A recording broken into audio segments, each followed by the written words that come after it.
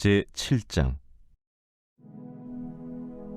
내 아들아, 내 말을 지키며 내 계명을 간직하라. 내 계명을 지켜 살며 내 법을 내 눈동자처럼 지키라.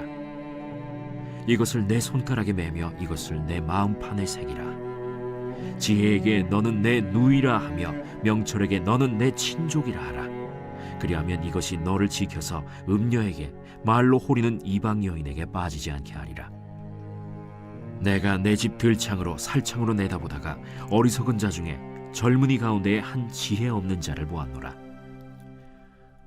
그가 거리를 지나 음녀의 골목 모퉁이로 가까이하여 그의 집 쪽으로 가는데 저물 때, 황혼 때, 깊은 밤 흑암 중에라.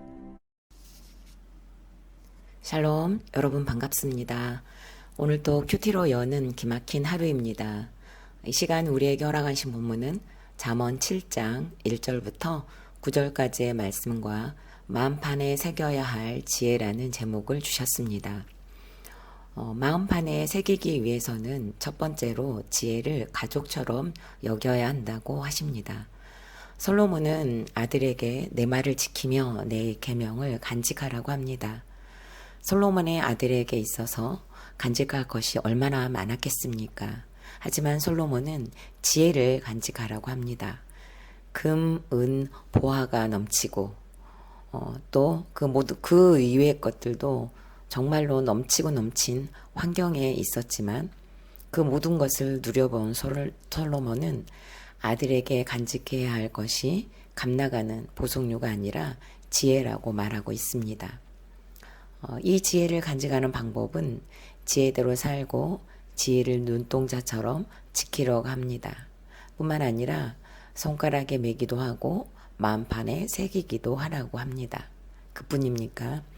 지혜가 누이가 되고 친족이라고까지 강조를 하고 있습니다. 본문에서 누이는 한 아버지 스라에서 태어난 여자 형제를 일컫는 말입니다. 그러니까 누나일 수도 있고 여자 동생일 수도 있지만 본문의 분위기상으로 봤을 때 여자 동생보다는 누나일 가능성이 매우 높습니다.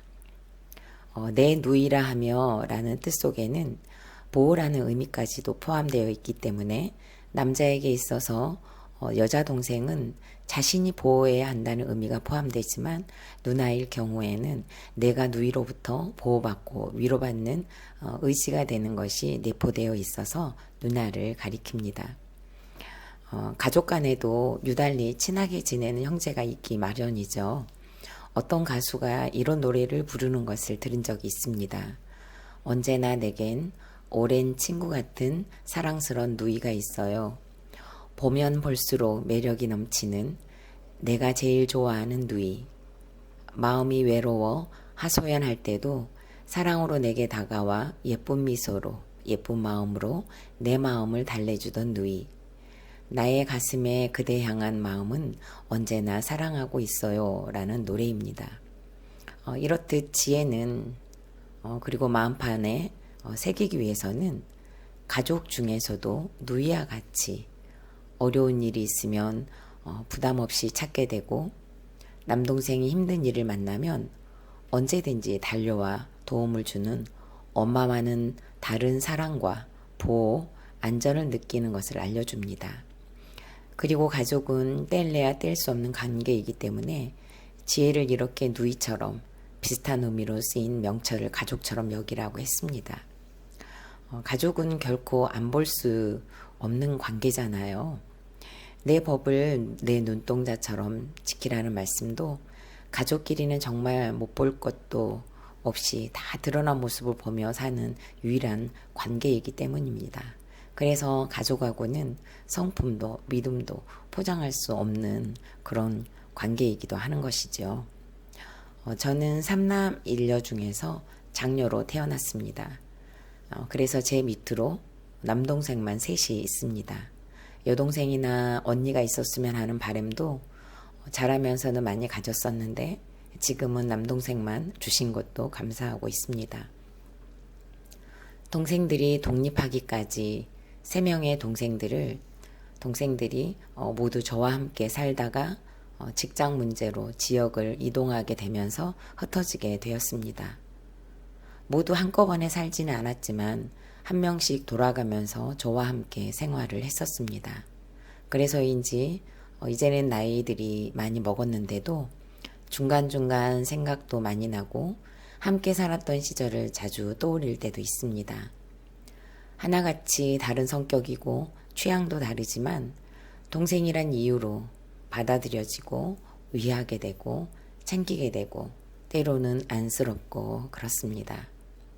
특별히 막내 동생은 엄마와의 마찰로 하고 있던 사역을 그만두고 교회까지 떠났다가 돌아와서인지 항상 마음에 걸립니다. 지금은 혼자 시골에서 농사를 지으며 생활하고 있는데 그나마도 감사한 것은 우리들 교회 청큐를 정기적으로 구독하고 있는 것을 알고 얼마나 안도가 되었는지 모릅니다. 그러나 여전히 아픈 동생이기에 구속사가 들려지고 말씀으로 삶을 해석받고 살아나기를 간절히 바라는 마음입니다. 어떤 가정에서는 형제들과의 관계에서 누이와 같은 따뜻한 보호와 안전을 느끼지 못했을 수도 있습니다. 때로는 부모님조차도 안전하지 않고 부모님에게서조차 보호받지 못한 환경에서 버텨낸 분들께서 누이와 친족을 비유하신 말씀에 연민이나 혹은 분노 혹은 원망으로 치우치지 않으시기를, 그럼에도 불구하고 나에게도 영적으로 누이가 되어야 하고 친족이 되어야 하는 공동체를 허락하셨다는 사실에 더 깊이 직면하며 말씀 앞으로 나가시기를 바랍니다. 질문합니다. 내가 누이처럼 돌보고 품어야 할 가족은 누구입니까? 공동체에서 우리의 도움이 필요한 지체가 있습니까? 나는 영적으로 누이가 되고 싶은 사명감은 있습니까? 아니면 나는 여전히 돌봄을 받고 싶은 동생이고 싶습니까? 두 번째로는 그리하면 보호와 그리하지 않으면 방황이라고 하십니다. 5절 말씀에서 그리하면 이것이 너를 지켜서 음녀에게 말로 호리는 이방 여인에게 빠지지 않게 하리라고 했습니다. 그리하면이 무엇을 그리하면일까요? 그것은 1절부터 4절까지의 말씀대로 그리하면을 의미합니다. 말씀을 지키고 말씀을 간직하고 말씀을 눈동자처럼 지키고 말씀을 손가락에 메고 말씀을 마음판에 새기면, 그리고 누이처럼 여기고 친족처럼 여겨서 뗄래야 뗄 수 없는 구조 안에서 살면 이라는 것을 다시 강조하고 있는 단어입니다. 원인과 결과에 대해 연결하여 말해주는 동사이기도 합니다. 이에 대한 결과는 무엇일까요? 첫 번째로는 보호입니다. 이 보호는 나를 음녀에게서 지켜주고 말로 호리는 이방 여인에게 빠지지 않도록 한다는 것입니다. 음녀는 육적인 의미만 지니는 것이 아니라 영적으로 하나님을 떠나도록 하는 모든 것을 상징한다고 큐티인에서는 설명을 해주고 있습니다. 죄인이기 때문에 죄를 짓고 사는 우리는 우리의 힘으로는 절대 음녀의 유혹을 거부할 수 없습니다. 인간의 노력이나 인간의 방법으로 해결되거나 막을 방법은 없다고 생각합니다. 전적인 은혜가 없이는 빠져나올 수 없는 것이 죄인된 우리입니다. 식물 중에서 식충식물이 있습니다. 말 그대로 곤충을 잡아먹는 식물을 가리키죠. 꽃으로 위장되었지만 그 안에는 끈적한 액체로 가득 차 있고 달콤하고 향긋한 냄새를 풍겨서 곤충을 유인하여 달콤한 액체를 주면서 끌어들여 결국에는 액체가 들어있는 곳으로 떨어지도록 하고 서서히 녹여서 그 녹는 양분으로 삶는 식물을 말합니다. 식충식물의 위통에 한번 빠지면 결코 그 빠진 곤충은 빠져나올 수 없는 모습이 바로 우리의 모습이라고 생각합니다. 그러기에 우리는 거기에 빠지기 전에 우리를 지켜줄 말씀이 있어야 하고, 우리를 호리는 세상에 빠지지 않기 위해서는 반드시 말씀을 붙잡아야 합니다. 수요일 저녁 예배 시간에 담임 목사님께서는 내 말을 받으라는 말씀은 들은 말씀을 움켜쥐라는 뜻이라고 하셨습니다. 받은 말씀을 움켜쥐려면 내 힘과 의지, 노력, 인내가 뒷받침이 되어야 합니다.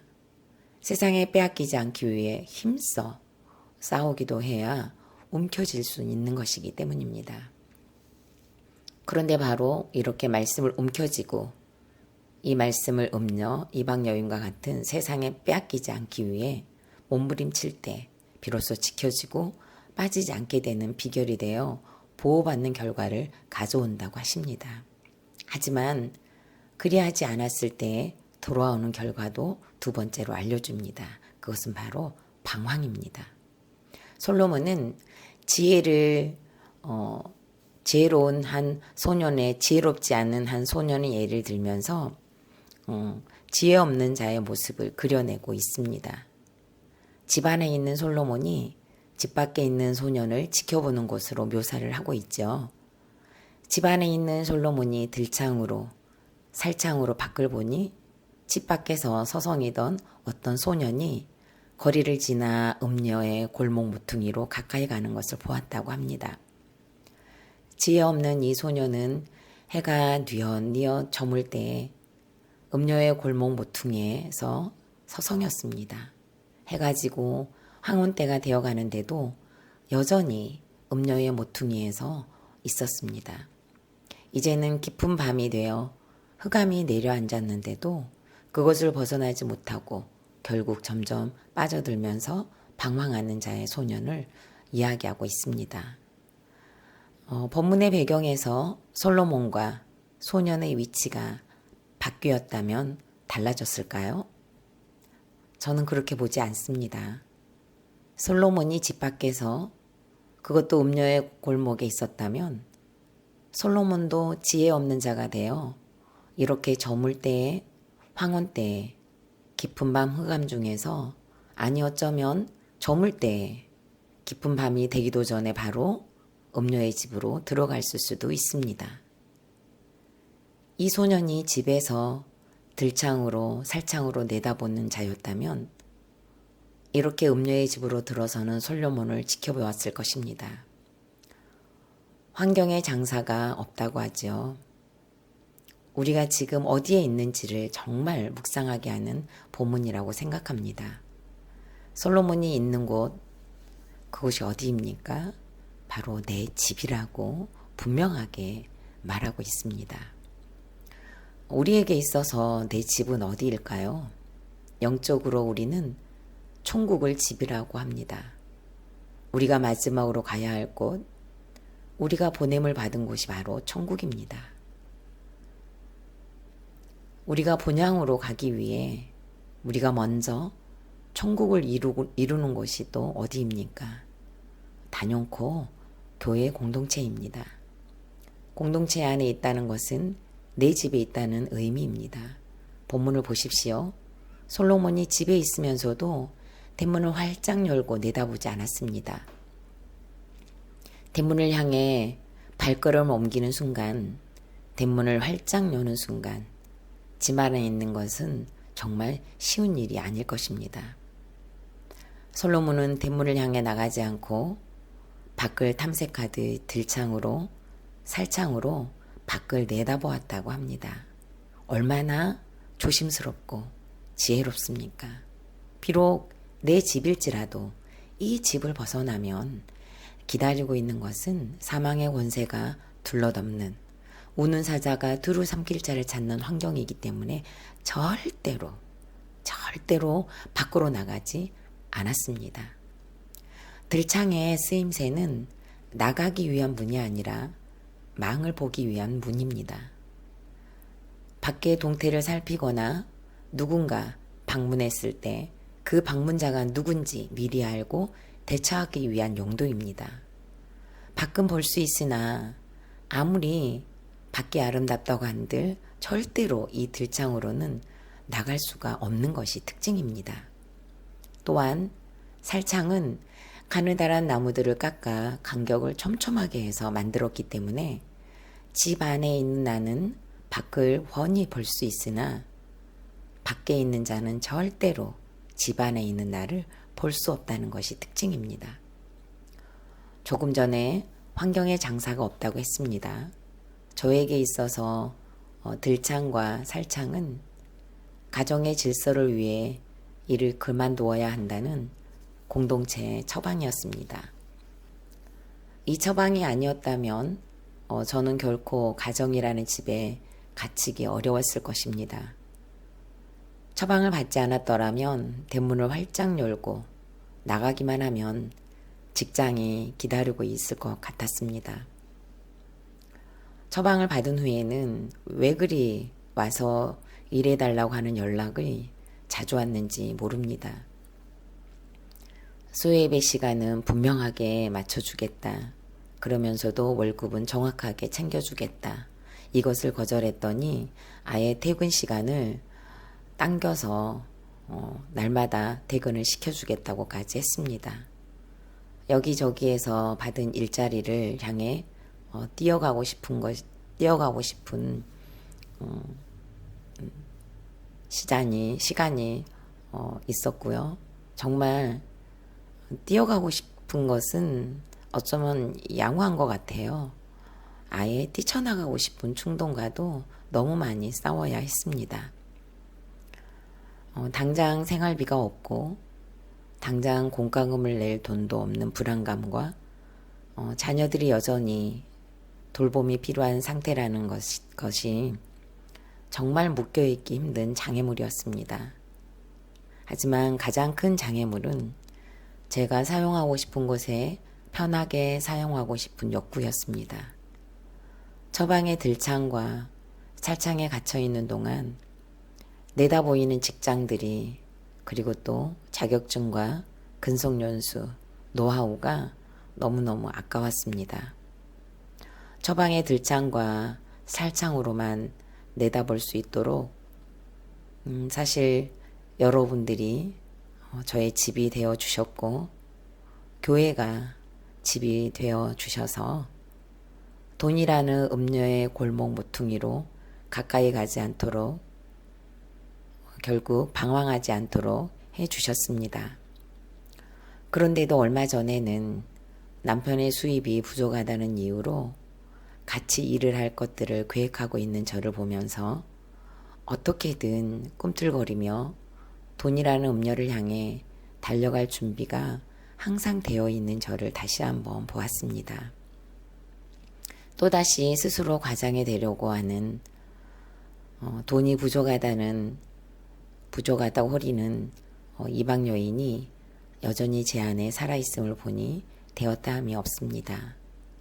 처방에 순종하면서 여기까지 오는 동안 하나님께서 인도해 주셨는데도 오늘을 살아낼 힘조차도 비축되어 있지 않는 완악하고 사악한 저를 보며 오늘을 산다는 것과 오늘을 버틴다는 것이 얼마나 위대한가를 다시 깨닫습니다.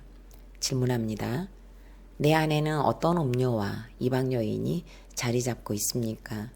나에게 있어서 들창과 살창은 무엇이고 나는 어떤 집에 거하고 있습니까? 나는 목장이 편안한 집이 되고 있나요? 만약 불편하다면 그 이유는 무엇입니까? 마지막으로 7월 14일 보석상자입니다. 누구든지 육이 무너지지 않으면 영이 세워질 수 없기에 하나님이 이 사람에게는 자녀 고난이, 이 사람에게는 돈 고난이, 이 사람에게는 남편 고난이, 이 사람에게는 병 고난이 필요해 하고 알맞게 주신 것입니다. 아멘. 다 같이 기도드리겠습니다. 지혜를 누이와 친족으로 여기며 뗄래야 뗄 수 없는 관계로 살라고 하신 주님. 그래서 그런 방법으로까지 해서 마음판에 새기라고 하신 주님. 알고 있는 말씀과 살아내고 있는 말씀이 달라서 결코 누이스럽지 못하고 가족스럽지 못한 저희를 용서하여 주옵소서. 솔로몬처럼 집안에 거하며 들창과 살창으로 내다보는 자의 삶을 살기를 원합니다. 세상을 향해 뛰어드는 어리석은 자가 되지 않도록 저희를 공동체로 묶여 주셔서 천국의 모형이라는 교회에서 집을 이루며 목장이 편하고 목장이 든든하고 목장에서 쉼을 얻고 각자의 환경이라는 들창과 살창을 통해 세상이라는 음녀와 이방 여인을 잘 보게 하여 주옵소서. 집 밖으로 나가는 순간 기다리고 있을 우는 사자와 사단의 세력을 기억하며 집 안에서도 신중하게 들창과 살창으로 내다보는 거룩한 조경들을 각자의 삶에서 이뤄내게 하여 주옵소서. 오늘을 버틸 힘과 오늘을 살아낼 힘을 오늘 일 말씀으로 부어 주시옵소서. 예수님의 이름으로 기도드립니다. 아멘.